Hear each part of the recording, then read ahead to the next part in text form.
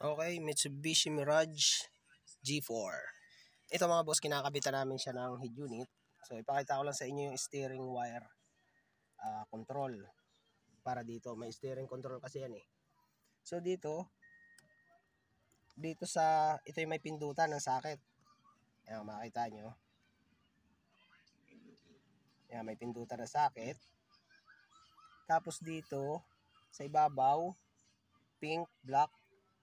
Itong pink, black, tap nyo yan sa negative. Yan. Pero hindi pa ito nakafix. Tinrace pa namin yan. Yan. Tap nyo yan sa negative. Kasi sa Android head unit, dalawa lang ang steering wire. Key 1 at key 2. So dito yung pink, yan. Ground. At yung key 2, dito sa may violet white sa ilalim. Ayan. Violet white.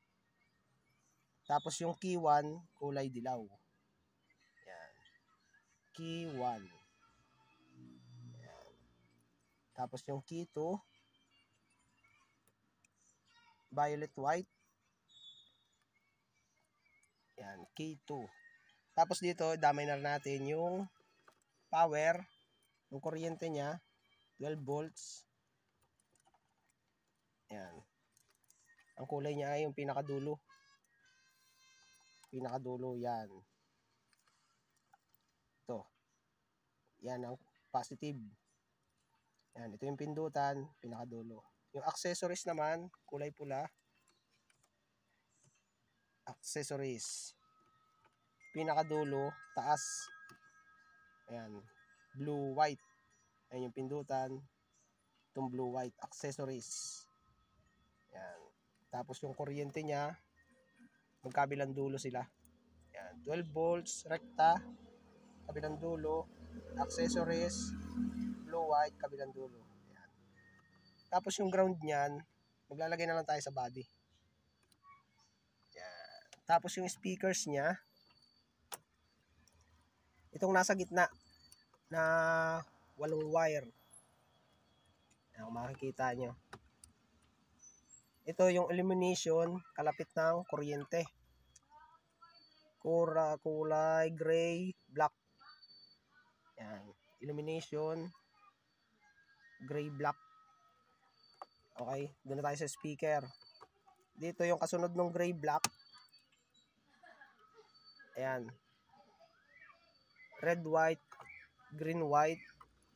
Magkasama yan. Para sa white wire. Ayan. Front, left. Okay. Ayan. Ang positive niyan palagi ay nasa taas sa pindutan. Tapos kabila, kasunod naman noon, white, black at green, white. Kasunod na wire para sa green ng stereo. Rear, left. Yan. Basta ang positive niya nasa pindutan. Tapos kasunod na wire sa purong green at isang light green. Para sa white wire naman to. Gray wire pala to. Gray wire para sa front, right. Yan. Pinakahuli, ang kulay niya ay ano to? Brown, white at gray, black. Gray, black din. Para sa violet wire naman to. Yan. Okay, ganyan yon. Sa steering, dilaw, key 1. At sa violet white, key 2. Tapos yung pink, black, ground. Kung sasamahin na namin dito yung ground ng head unit. So yun. Yun lang yan. Ang mga power source niya at steering wire control ng Mitsubishi Mirage G4. Okay. Tapos yung sa camera niya, may kasama kasi itong camera eh.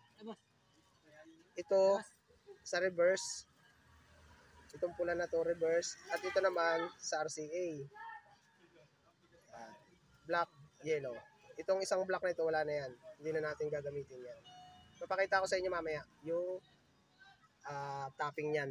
Ito lang kailangan nyo dyan. Male socket. Okay? So, yun. Iano ko lang ito. Puputulin lang. Okay ba? Okay? Ha? Kahit maigsi lang yan. Yan. Ganito lang. Okay, putulin mo na. Okay, ganito naman yung ginawa namin sa camera. Ayan. Ito yung dilaw. Camera input na yan sa RCA. Tapos yung negative, yung magkalapit niyan, yan yung para sa jack. Tapos itong pula na ito na yung source ng reverse galing sa likod. Ito naman yun. Itong pula na to. Yung pula dito, yan, yung red wire na yan, parehas, magkamukha sila. Ito yun. Yan yung reverse source. Tinap namin yan dito sa back. Yan. Yan naman yung connection para sa camera. Okay? So, yun lang. Yan yung sa mga ano niya. Mga wirings niya. Sa speaker wire, kuryente, steering control. Yan. Okay? Ayos ito.